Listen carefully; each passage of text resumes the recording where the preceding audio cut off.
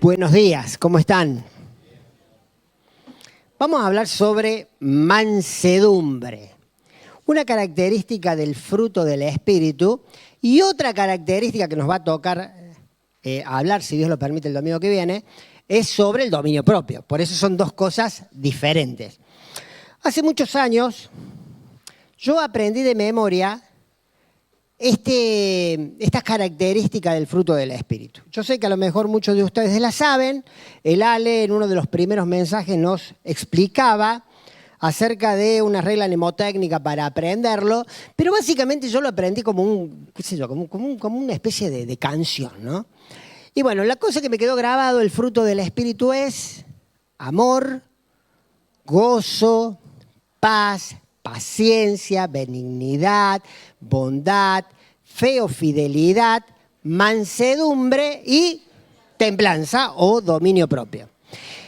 Cuando habíamos decidido empezar a estudiar esta serie, yo esto se los voy a confesar. Cuando Iván, que por lo general junto con Juan, y son los que dividen a los que le toca cada uno de las características del fruto, ¿sabés lo que pensé yo dentro mío? Ojalá no me toque mansedumbre. Bueno, en realidad estaba convencido que me tocaba predicar el domingo pasado, entonces yo digo, tengo que predicar en la cena. Hasta ya tenía pensado el mensaje de la cena, y después cuando me fijo en el mensaje que Iván nos había mandado así no sé cuánto, me tocaba mansedumbre.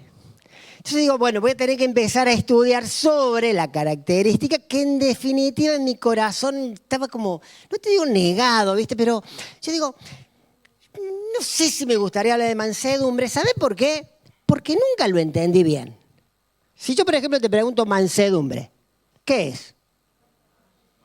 Ser manso. Bueno, está bien. Se han jugado, ¿no? Bien, ser manso. Y si te pregunto ser manso, ¿qué es? ¿Qué cosa? Ser dócil, amable, tranquilo, sereno. Y cuando seguís pensando, claro, lo que se te viene a la mente, débil de carácter. Bien, fuerza con control. Eso sería más dominio propio, capaz, ¿o no? Fuerza con control, puede ser. Pero a mí la idea que se me venía era esto de una persona con falta de carácter. Esto que se me venía de una persona que a lo mejor era débil.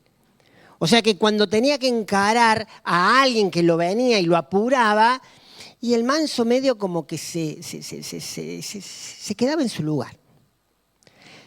Pero también se me venía a la mente un perro que tuve hace muchos años que se llamaba Toby, que a lo mejor le conté la historia, cómo lo compramos, porque la Sabri justo se le había metido en la cabeza ese perro. Nosotros andábamos buscando una perra para que no nos ensucie todo el patio. Viste que los perros van marcando territorio y algo que no tenga mucho pelo y que sea chiquito. Compramos un perro macho, peludo y así de grande. Parecía un pony más que un perro.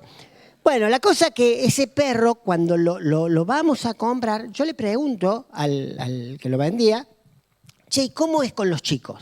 Porque nosotros queríamos un perro con los chicos, era un golden. Re manso. ¿Ah? Lo que sí me dice, si va a venir alguien que te quiera asaltar la casa, alguien que te viene a robar, este perro te va a abrir la puerta. Dice, de bueno que es, de manso que es. Ahora, cuando vos pensabas en este perro manso, ¿qué decía? Un perro que no hacía daño. Lo llevábamos a la plaza, venían los chicos, lo querían tocar y yo les decía a los padres que lo toque tranquilo, no le va a hacer nada. Confiable, porque no iba a hacer daño. Y esa característica de la mansedumbre, digo, sí, está buena. Pero después pensaba, cuando pienso en mansedumbre o en algo manso, ¿viste cuando vas al río? Un día de otoño, como a lo mejor hoy, que pega el sol, los ríos no están crecidos, te vas al lado de ahí de uno de los ríos, un arroyito y lo ves tranquilo. Te genera cierta paz. Ganas de tomar unos mates, me quedaría a vivir acá toda la vida. Pero cuando vos ves ese río que crece, viene con fuerza, arrastra todo. Y entonces la mansedumbre se me venía la idea también de que es algo de que es una persona que es, como dijeron por acá, tranquila, te da serenidad. Yo dije, esas características están buenas. Después me di cuenta que todo esto en realidad, si bien explica algo la mansedumbre, realmente no la contemplan. Y cuando empezás a estudiar acerca de lo que es la mansedumbre que produce el Espíritu Santo en la vida de un hijo de Dios, te das cuenta que no tiene mucho que ver con esto, o algo que ver, pero tiene que ver también con otras cosas, mucho más fuertes. Imagínate yo en esta semana tratando de estudiar mansedumbre, pensando en estas cosas mientras uno trabajaba. Primer pasaje que me tira el Señor, Mateo, si tenés tu Biblia, capítulo 11, versículo, vamos a ver, 28 y 29. Yo cuando leí este versículo, ¿sabés lo que sentí? Como un cachetazo de parte del Señor. ¿Sabe por qué? Porque yo estaba diciendo, ojalá que no me toque la mansedumbre.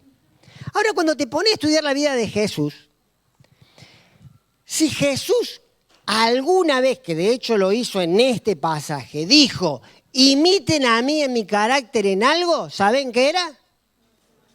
Y nosotros diríamos en el amor, ¿o no? Si lo quisiéramos imitar a Jesús, a lo mejor en la fe, en la fidelidad, en la paciencia, en la bondad. No, Jesús dijo, aprendan de mí que soy manso. Imagínate yo no queriendo estudiar la mansedumbre y de repente leo este pasaje donde el Señor Jesús te dice, che, Dani, ¿querés aprender algo de mí? Sí, sé manso. Upa. Ahora, no podés pensar en Jesús que le falta carácter, ¿o no? ¿Y que era tranquilo? Sí. ¿Y cuando sacó a los vendedores del templo con el látigo? Era tranquilo. Ajá, era tranquilo. Ahora, ¿que es confiable y que no te va a hacer daño? Sí. Pero me doy cuenta que cuando vos querés estudiar la mansedumbre, tenés que empezar a ver el carácter de Jesús. Es la característica del fruto del Espíritu que produce en nosotros, que Jesús dice, la tienen que imitar, aprendan de mí, no del perro, no del agua, no de lo que te dice la gente, aprendan de mí, que soy manso. Fíjate que Jesús dice este pasaje a un grupo de personas que están cansadas de llevar cargas, porque los líderes religiosos, la religión le metía cargas a la gente que no podían llevar. Y Jesús va a decir en el versículo 28, venid a mí, todos los que están trabajados y cargados, y yo les haré descansar. Llevad mi yugo sobre vosotros y aprended de mí, que soy manso y humilde, y hallaréis descanso para vuestras almas, porque mi yugo es fácil y ligera mi carga. Entonces ahí yo me di cuenta de una cosa. Esto que me pasa a mí, que a lo mejor también te pasa a vos. Podés explicar acerca del amor, podés explicar acerca de la fe, de la fidelidad, del dominio propio, pero la mansedumbre nos cuesta a todos nos cuesta explicar lo que es la mansedumbre, se debe a un par de causas. A ver, lo que me pasaba a mí no era tan anormal. Una, que vos sabés que el Nuevo Testamento fue escrito en un idioma que es el griego. Y todo lo que tenemos nosotros, que hablamos castellano, son traducciones. Ahora, cuando vos querés traducir la palabra esta, que por ejemplo en muchas de nuestras Biblias dice mansedumbre, claro, tuvieron que usar esa palabra porque no encontraban en el castellano una palabra adecuada. Después te das cuenta de esto. Si te gusta leer distintas traducciones, distintas versiones, por ejemplo, te vas a leer, qué sé yo, la NTV, ¿qué dice? Ya no dice mansedumbre, dice humilde. Y si a lo mejor vos venís de la Iglesia Católica y leías la Biblia de Jerusalén y vas a leer la traducción, ¿qué va a decir? Modesto. ¿Por qué? ¿Por qué no usan la misma palabra? Porque no hay una palabra castellana que pueda contener la profundidad de lo que el Espíritu Santo quiere hacer en la vida de nosotros con respecto a esta característica. ¿Querés que te la diga en griego? No te la voy a decir porque no la sé pronunciar. Pero la palabra, cuando no encontrás una palabra en el idioma, en la traducción, ¿qué haces? Si no encontrás una, bueno, vas a usar varias. ¿Viste cuando te pasa? Che, ¿de qué color es el auto que te compraste? Y viste que los hombres no somos muy hábiles para describir. Y qué sé yo, medio rojo, anaranjado, qué sé yo, medio tirando a un azul. Entonces la chica te dice, es violeta. Sí, encontró la palabra. Pero es violeta y no sé si es violeta. Entonces usa varias palabras para tratar de describir ese color. Lo mismo vamos a hacer hoy con la mansedumbre. Vamos a ver dónde usaban estas palabras para poder describir lo que el Espíritu Santo quiere producir en mí. Que lo tenía el Señor Jesús y después me doy cuenta de una cosa. Esta característica, por eso nos cuesta, esta característica, más allá de que la podamos llegar a entender usando muchas palabras, es un ataque directo a tu yo, a mi yo, al egoísmo. Entonces, va en contra de ese deseo natural que tenemos todos de salirnos con la nuestra. Por eso es que no la queremos aplicar. Y después me llegué a dar cuenta de una cosa. ¿Por qué Jesús dice que tenemos que aprender de Él, que es manso y humilde? Porque realmente esta característica, cuando nosotros la entendemos y dejamos que el Espíritu Santo empiece a trabajar, es generadora de las otras características. Entonces yo dije, es importante esto. Por eso el Señor Jesús lo dice. Así que tratemos de entender esta palabra y tal vez, tal la proyección. Yo vengo hablando, ahí puse un dibujito de la introducción. Y tal vez, a ver, dale un clic más. Vamos a tratar de partir, de ver dónde los griegos, por ejemplo, usaban esta palabra. Vos sabés que el ejército griego, que en un momento fue muy poderoso, usaba básicamente caballos. ¿Cómo seleccionaban los caballos? Se iban a buscar aquellos caballos que eran salvajes, que le veías mucho ímpetu, que lo veías bravo, le veías fuerza, y lo domesticaban. Cuando lo domesticaban, veía cómo respondía. Si seguía manteniendo ese ímpetu, esa fuerza, ese coraje, que no le tenía miedo, por ejemplo, al fuego, a las lastimaduras que le podrían llegar a infringir al propio caballo, pero que obedecía las órdenes, ¿sabe qué hacían? Lo seleccionaban para el ejército. Si no, lo usaban para otra cosa. Ahora, cuando tomaban ese caballo, ¿sabés qué decían? Era un caballo manso. Manso, sí. Si lo montaba el jinete, andá a montarlo vos. Andá a montarlo vos. Era manso. Vos decís, ¿a qué se refiere? ¿Que era tranquilo? No. Se refería que estaba básicamente acostumbrado a recibir órdenes. A ver si va el clic. Ahí está, ¿ves? Acostumbrado a obedecer la palabra de mando. Ahora, pensá en el Señor Jesús, que era manso y humilde. ¿Lo podían doblegar en su carácter? ¿Él iba a dejar de hacer la voz de mando del Padre porque la gente lo presionaba? ¿Alguno le pudo quitar la vida al Señor Jesús? No, Él la entregó. ¿Por qué? ¿En obediencia a quién? Al Padre. Entonces, fíjate esta característica de la mansedumbre, que es básicamente poder ser hijos obedientes. Escuchamos a Dios y lo obedecemos. Muchas veces me traté de plantear esto, ¿no? Uno ha recibido cualquier cantidad de información bíblica. Imagínate cuánto hace que venís a la iglesia. A lo mejor 1 mes, 2 meses, 5 años. Viste que todos los domingos, como mínimo, abrimos la palabra y recibimos información. Recibimos palabra de Dios. ¿Y lo obedeces? Yo muchas veces me analizo y digo, no, muchas veces me quedo en el camino.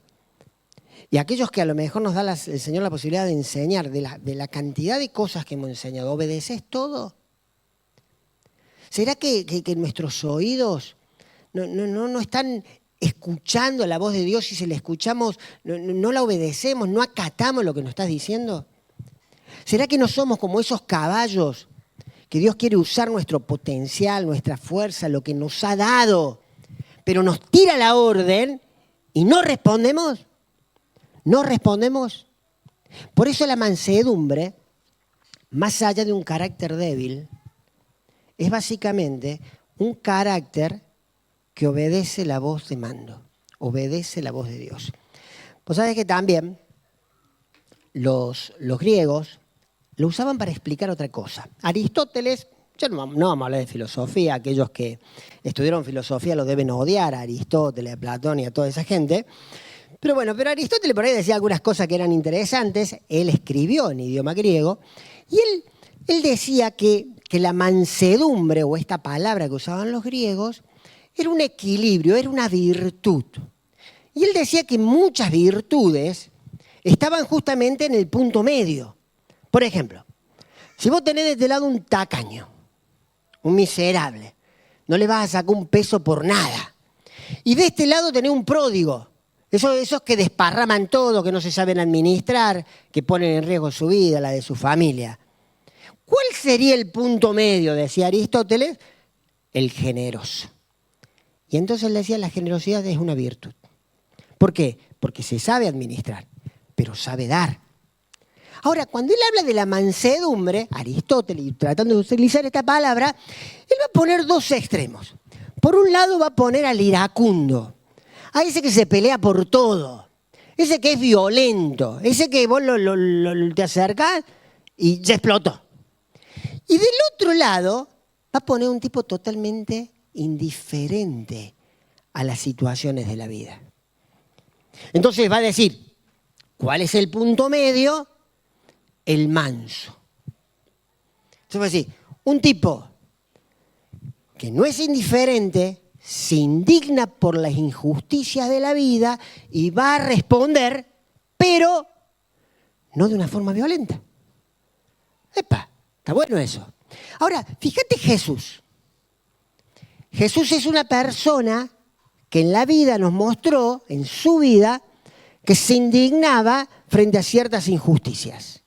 Por ejemplo, cuando los líderes religiosos enseñaban cosas que apartaban a la gente de Dios. Como por ejemplo, cuando usaban las cosas de Dios para hacer negocio. Entonces, ¿qué hizo Jesús? Jesús respondía con violencia, con grito, explotando. No, de una manera justa. Te pongo un ejemplo. Si hay algo que a mí me llama mucho la atención, ¿viste esas peleas por ahí que se arman en la calle, donde hay dos peleando contra uno y le están dando con todo? Bueno, ahí vos ves un extremo, el violento. Se están aprovechando de una persona, haya tenido la culpa o no de recibir a lo mejor un escarmiento, le están pegando. Violencia, ira. Y después tenés el otro extremo, el indiferente. El que aparece con el celular para filmar. ¿Me entendés? ¿Le duele? No. ¿Qué está pensando? ¿En qué está pensando que está filmando cómo lo muelen a palo el pobre tipo? Lo está filmando. El indiferente. Mucha gente empieza a ver el video. ¿Y qué dice? ¡Qué barbaridad! ¿Dónde están los chicos hoy? ¿Qué sociedad? Más indiferentes. ¿Y dónde estaría el manso? Interviene para separar. No es que se suma. Antes eran 2 los que pegan, ahora vamos a hacer 3 los que pegamos. No es que se pone a ver el video. Hace algo. Se indigna de la situación y hace algo. Por eso, en este aspecto de la mansedumbre, decimos que es una persona que se indigna y responde por justa causa. Algo que me llama de Jesús la atención es que Jesús siempre respondió con una acción concreta cuando la injuria, el ataque, iba hacia otros. Pero ¿viste cuando lo atacaron a él? Frases como, enmudeció su boca y no dijo palabra. El juicio, o el falso juicio de Pilato. ¿No respondes? ¿No sabes que tengo autoridad para quitarte la vida? No dijo una palabra. Lo estaban crucificando en la cruz y dijo, Padre, perdónalos porque no saben lo que hacen. Tal vez el justa causa lo podemos llegar a entender cuando la injuria, esa actitud injusta, no es que nos están lastimando a nosotros, están lastimando a otros. Hablaba con un pastor el viernes o el jueves. Y él me decía, mirá, dice, yo tengo la carga de la iglesia. Había tomado la decisión de empezar a dejar de trabajar y que el Señor lo mantuviera. ¿Por qué? Dice, porque necesito orar por la gente. Y de repente cae un ayudante pastoral, indignado, y le dice, ¿sabes qué? Organizaron un grupo para no sé qué hacer qué actividad y no me sumaron al grupo. ¡Qué vergüenza! No puede ser esto. Y el pastor lo mira al ayudante y dice, ¿por eso te indignas? ¿Por eso te indignas? Y vos sabés que muchas veces nosotros nos indignamos, nos rasgamos la vestidura, lloramos, cuando la injuria viene hacia nosotros. Cuando nosotros nos sentimos un poco lastimados. Pero cuando vemos la injuria sobre los otros y sobre la gravedad que tiene, a lo mejor no hacemos nada. No hacemos nada. No nos duele tanto. A ver, nos duele la lastimadurita que nos hicimos en la punta del dedo, pero no vemos que el otro está quebrado o tirado en la calle. Bueno, el manso tiene la capacidad justamente de poder percibir eso. Y tal vez otra buena forma de... A ver, dale un clic, porfa. Otra buena forma de a lo mejor descubrir el tema de lo que significa la mansedumbre es viendo la palabra totalmente opuesta, el contrario. En el idioma en que estamos estudiando, el griego, la palabra contrario a manso es altivez de espíritu, orgulloso. Fíjate ese, ¿cómo se la cree? Ahora va a decir, qué exagerado. Pero ¿cuántas veces nosotros somos así? Decía un profe, qué buenos alumnos serían estos chicos si no creyeran que se las supieran todas. ¿No nos pasa a veces que creemos que no las sabemos todas? ¿Quién nos va a decir alguien a nosotros? ¿A mí me van a decir algo? Si yo tengo la comunicación directa con Dios, ¿a mí me van a decir algo? ¿Vos me vas a decir algo a mí? Bueno, lo contrario es la mansedumbre. Por eso, el manso reconoce que es débil y reconoce que tiene una necesidad profunda de Dios. El manso es un alumno permanente, está permanentemente aprendiendo, sabe que va a recibir del Señor siempre una sorpresa nueva. No es que ya es un modelo terminado, no es que está completo, va en proceso y tiene esa sensibilidad de escuchar. Hablábamos el otro día con una hermana, ¿no? Y él me decía, he aprendido algo en este tiempo, que para todo necesito del Señor. Para todo. Tengo que hablar con un compañero, tengo que hablar con mi jefe, necesito del Señor. Ahora, en ese momento que estábamos hablando, el Señor puso un pasaje en nuestro corazón, el de Juan 15:5. Esto lo dijo Jesús.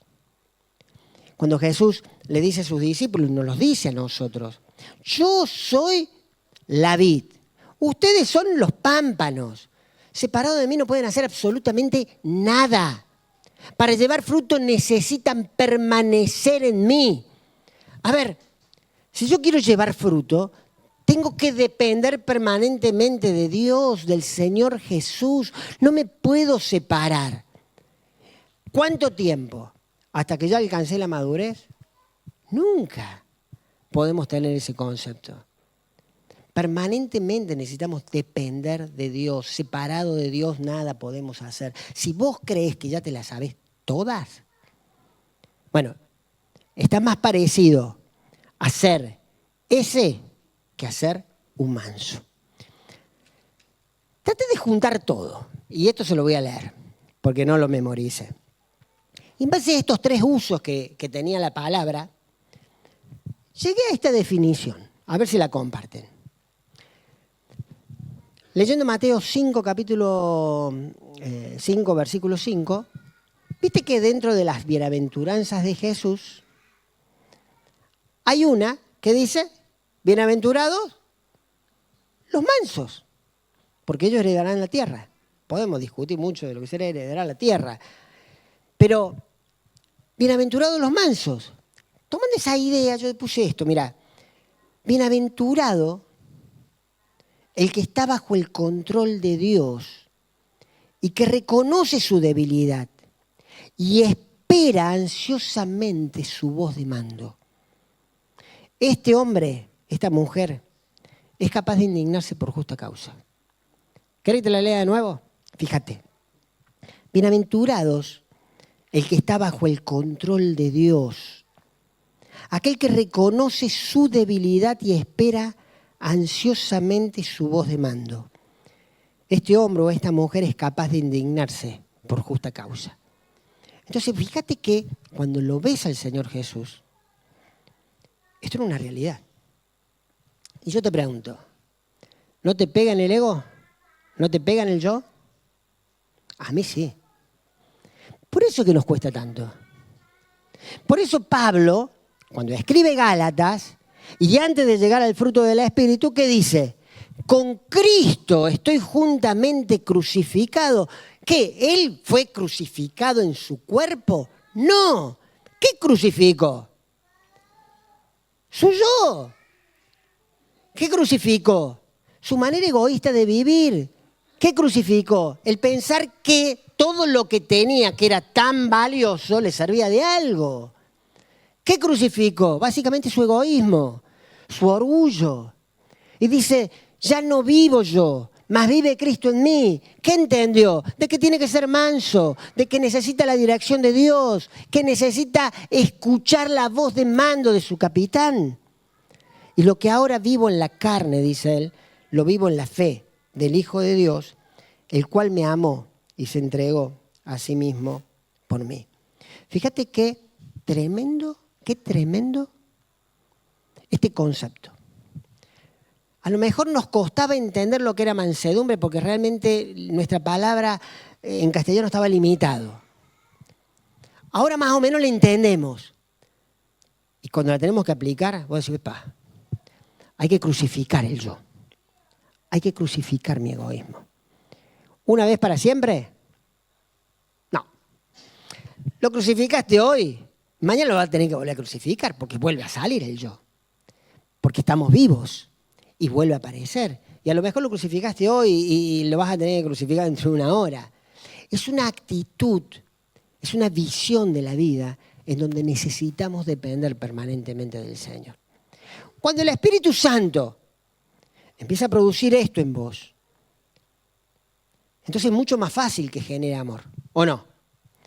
Sí, porque te va a decir, che, a Él tenés que amar, a Él tenés que ayudarlo. Es mucho más fácil ser paciente, es mucho más fácil tener gozo en el momento de las pruebas. Por eso necesitamos entender lo que es mansedumbre y necesitamos ponernos en la mano de Dios para que el Espíritu Santo pueda estar produciendo esto. ¿Cómo se manifiesta? Si tenés tu Biblia ahí, en Efesios capítulo 2, es el versículo que está, Efesios capítulo 4, versículo 1, es el versículo que escribí ahí. Fíjate que hay un par de palabras que podríamos llamarlo como sinónimas. Yo te lo voy a leer y vos tratá de descubrir. Yo pues, preso en el Señor, os ruego que andéis como es digno de la vocación con que fuisteis llamados, con toda humildad y mansedumbre. ¿Cuáles son las palabras? Humildad y mansedumbre. Bien, vas a ver que se repite permanentemente, como dos características. ¿Son cosas distintas? Son cosas distintas. Pero aparecen juntas, son inseparables. El humilde no puede ser manso. Y si no son mansos, no va a ser nunca humilde. Por eso Jesús dijo, aprendan de mí que soy manso y humilde. Por eso algunas traducciones, cuando leen mansedumbre, en el original, le ponen humilde, porque son parecidas. Y hay otra palabra que también son sinónimas, o parecen sinónimas. ¿Cuál será? ¿Qué significa vocación? Un llamado. ¿Y qué dice ahí? Llamado. Podríamos leer que andéis como es digno del llamado con que fuiste llamado. ¿O no? A ver, ¿alguno de ustedes fue llamado por Dios para algo? ¿Para qué? Para honrarlo, para imitar a Cristo. Fuimos llamados también a salvación. ¿Ah? Bien. Vieron que para glorificarlo, viste que cuando hablamos del llamado, por ahí se nos viene la idea de la persona que a lo mejor sintió del Señor que tenía que ir, por ejemplo, a España a trabajar con inmigrantes que vienen del África. Anita Marras. ¿Ah? Sin duda el Señor la llamó para eso. Ahora, cuando hablamos de llamado de Dios, hay muchos llamados que el Señor nos ha hecho. Si hemos alcanzado la salvación, hemos sido llamados a salvación. Somos llamados a vivir una vida santa. Somos llamados. Y ahora fíjate lo que dice. Debemos andar de forma digna a ese llamado que tuvimos. ¿Qué significa? Que si he sido llamado a santidad, tengo que responder de una forma digna. No puedo estar coqueteando permanentemente con el pecado. Si he sido llamado, por ejemplo, a evangelizar, ¿alguno fue llamado a evangelizar? Bueno, a ver, el que no fue llamado a evangelizar es porque no escuchó la voz, pero ya ha sido llamado, ¿viste? A ver, yo puedo llamar, o sea, a todos.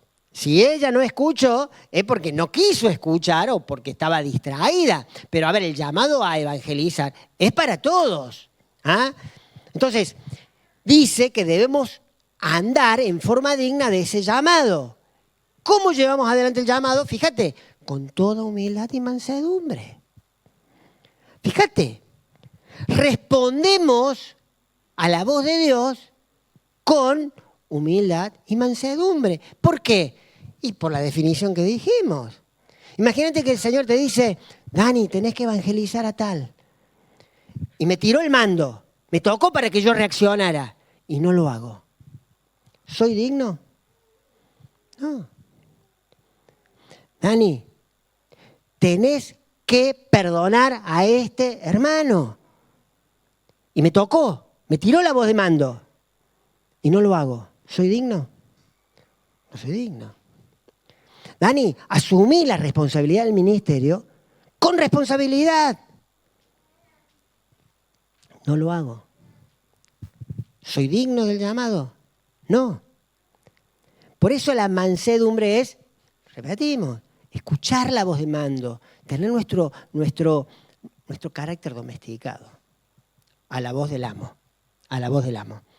Y yo quería simplemente, como para terminar, detenerme en tres llamados que nos hace la Escritura, de los muchos que nos hace, que nos involucra a todos.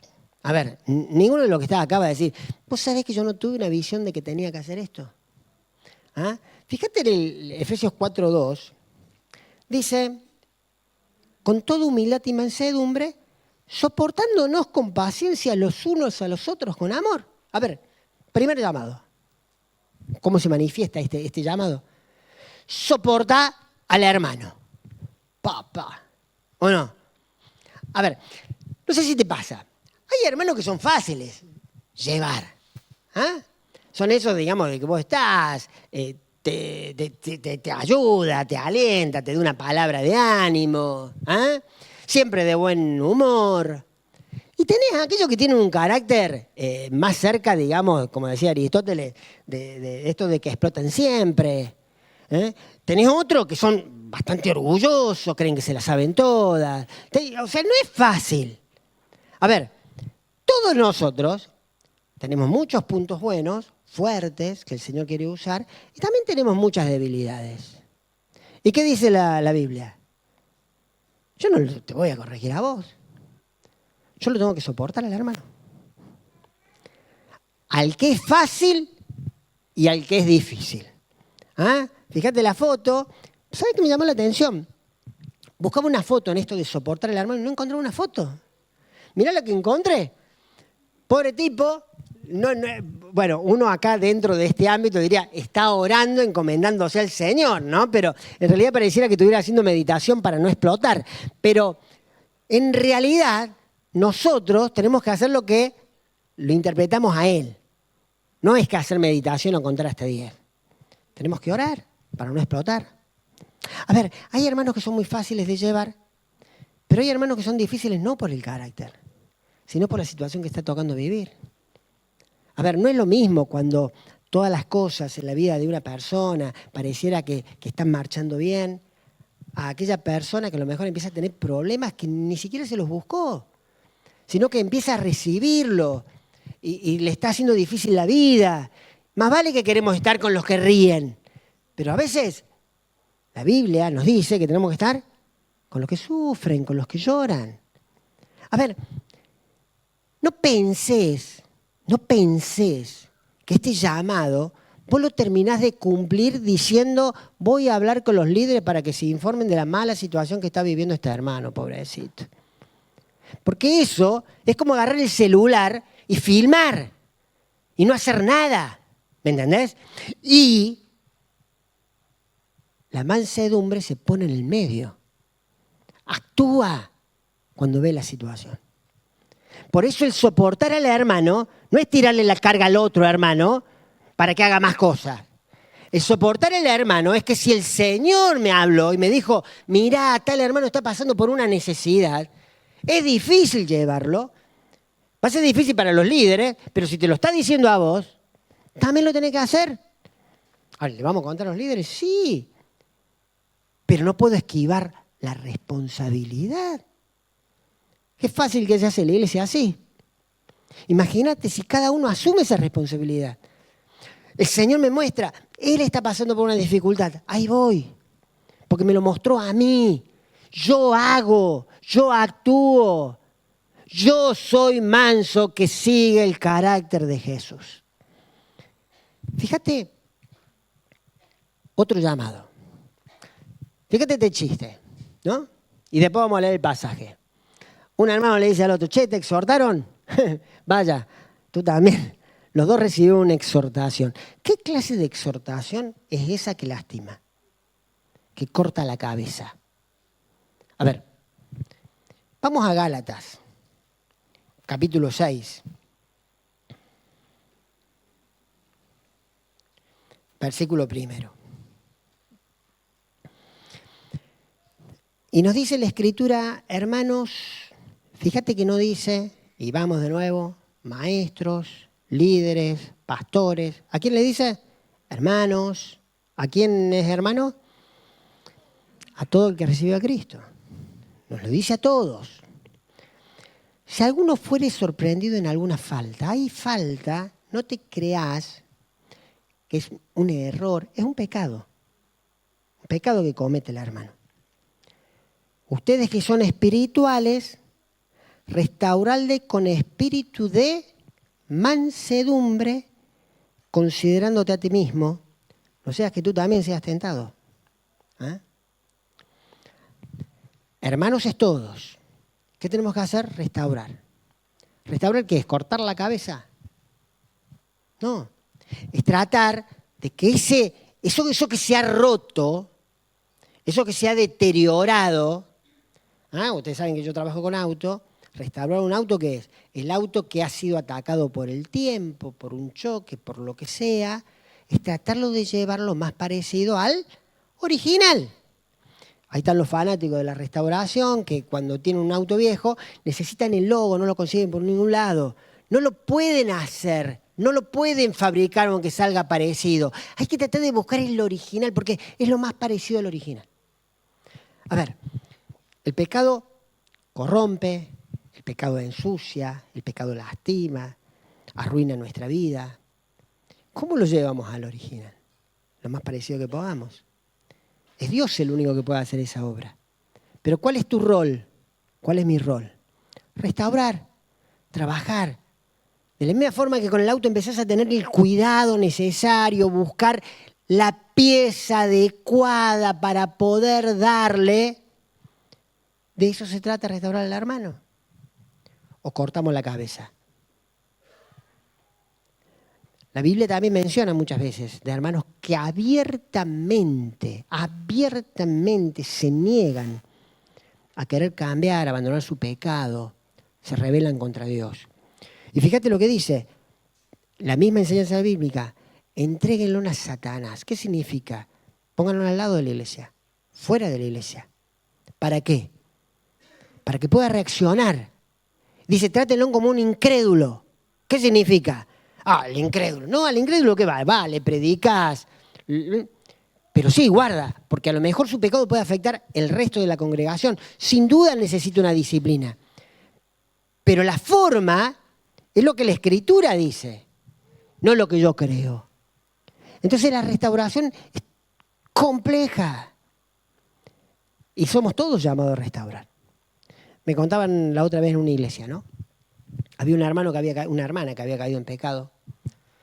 Hace una reunión con los líderes de la iglesia. Los líderes de la iglesia son 100 personas, o sea, una iglesia grande. Y el pastor dice que esa señora había cometido un pecado y ahora era misión de la iglesia de restaurar a la hermana. No vamos a salir a hablar mal. No vamos a salir a criticar. No le vamos a cortar la cabeza. Ella está arrepentida. No hace falta contar detalles. ¿Para qué te sirven? Hay que orar por ella. Así que el pastor oró y de repente los 100 vinieron y la abrazaron a la hermana. No importa lo que cometió. El tema es que está arrepentida y quiere ser restaurada. Y la iglesia toda tomó el rol para restaurar. No se fueron por ahí, por el pasillo, para decir, uy, ¿viste lo que hizo, che? ¡Uy, qué barbaridad! ¡Qué vergüenza! No fue esa la actitud. Por eso fíjate que para poder tener esa actitud, ¿qué necesitas? Ser parecido a Cristo. ¿Qué necesitas? Ser manso y humilde. Porque a lo mejor, y Dios no lo permita, el día de mañana soy yo el que está ahí. Sos vos el que está ahí. Fíjate que lo dice. A lo mejor vos sos el que necesitas ser restaurado. ¿Y qué vas a querer? ¿Que vengan y te corten la cabeza? No, Señor, que me restauren, que me contengan. Y fíjate ese dibujito. Creo que es muy gráfico, ¿no? ¿Dónde necesitamos que se manifieste la mansedumbre en este llamado? Ahí en 2 Timoteo, capítulo 2, 24 y 25. Mira cómo dice la Escritura. Porque el siervo del Señor, y a ver, ¿quién es el siervo del Señor acá? Todos. Algunos dirán, no, dice siervo, no sierva. Bueno, acá en general, ¿eh? Siervos y siervas. Todos los que somos creyentes, fíjate, no debe ser contencioso, peleador. No se tiene que ir a este extremo, diría Aristóteles, sino amable para con todos, apto para enseñar y sufrido. Y fíjate lo que dice, que con mansedumbre corrija a los que se oponen, por si quizás Dios les conceda que se arrepientan para conocer la verdad y escapen del lazo del diablo a que están cautivos a voluntad de él. Podemos discutir mucho en este tema, porque muchos dicen, yo amo la Biblia y amo la verdad de Dios, pero no aman a las personas. ¿Cómo? Amo la Biblia, amo la verdad de Dios.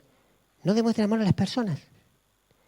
Entonces vas a decir, ¿cómo que vas a amar la Biblia y vas a amar la verdad de Dios y no vas a amar a las personas. Y el segundo mandamiento, ¿cuál es? Amar al prójimo.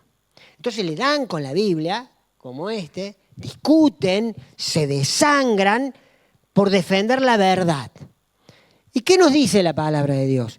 Si somos dignos del llamado con que fuimos llamados, cuando prediquemos, debemos ser mansos.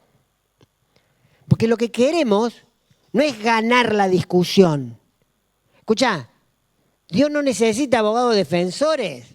O sea, vos vas a defender, yo lo voy a defender a Dios. Él es nuestro abogado defensor. A ver, al Dios Todopoderoso no lo defiende nadie, se defiende solo. Solo. Lo que nosotros tenemos que hacer es seguir la dirección, la voz de mando y planteamos la verdad con mansedumbre, no para ganar la discusión. Pues, pero ¿cómo lo hacemos? Y ahí va a estar actuando el Espíritu Santo. Pero esa actitud tiene que estar en nuestro corazón. Eso es lo que el Espíritu Santo quiere empezar a trabajar. Para ver si a lo mejor, no con tu gran argumento, sino con lo que esta persona ve en la transformación de tu vida, es lo que produce el cambio en el corazón de esa persona. Me encanta como dice, ¿no? Y el dibujito creo que es muy gráfico. Me imagino por ahí a Jesús tratándonos de agarrar. Deja de discutir, Daniel. O sea, no tiene sentido, Daniel, si yo no te llamé a discutir, por favor. ¿Viste? Yo te llamé a que con mansedumbre puedas hablar acerca de la verdad, porque es el Espíritu el que va a usar, ¿qué cosa?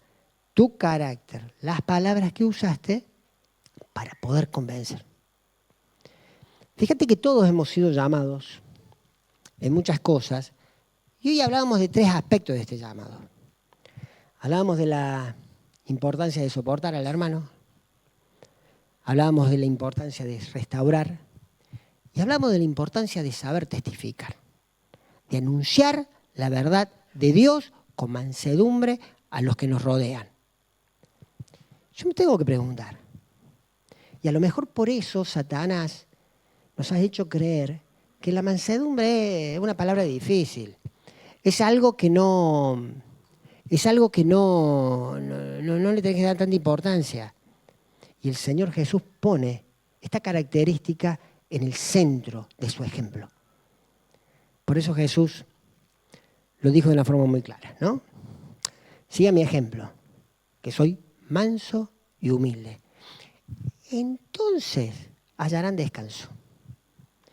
Los mansos heredarán la tierra.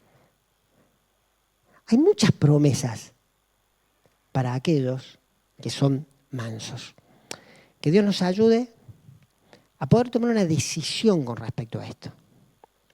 Que Dios nos ayude a poder esta semana, porque la mansedumbre no es algo que lo va a lograr vos. Esta semana, que Dios nos ayude a decirle a Dios que tu espíritu trabaje en este aspecto. ¿Cuál es tu responsabilidad? ¿Cuál es mi responsabilidad? Crucificar nuestro egoísmo para estar atento a la voz de mando. Oramos. Padre, en esta mañana queremos, como iglesia, agradecerte porque vos llegaste a nuestra vida y podemos tener al Espíritu Santo en nosotros. Señor, hay tantas cosas que tenés que corregir en nuestras vidas. Hay tantas cosas, Señor, que nosotros necesitamos aprender. Pero hoy, Señor, nos mostraste de una forma clara que para ser parecido a Jesús tenemos que crucificar nuestro egoísmo. Que necesitamos ser mansos y humildes. Señor, vos conocés el corazón de cada uno de los que estamos acá y todos tenemos el deseo de ser personas que vos puedas usar, que puedan ser personas que podamos soportar al hermano, alentarlo, restaurarlo, que podamos ser personas que testifiquen. Pero en la práctica, Señor, nos cuesta y nos damos cuenta, Señor, que no es algo que nosotros podemos hacer, no es una carga con la cual tenemos que trabajar, es algo que tu Espíritu tiene que producir en nosotros. Por eso ayúdanos a entender en esta semana la importancia de dejarlo al Espíritu Santo a trabajar en nuestras vidas. Que realmente tu Espíritu llene nuestras vidas y que pueda manifestar el carácter del Señor Jesús en nuestras relaciones y en las cosas que vamos haciendo. Nos ponemos en tus manos, en el nombre de Jesús. Amén.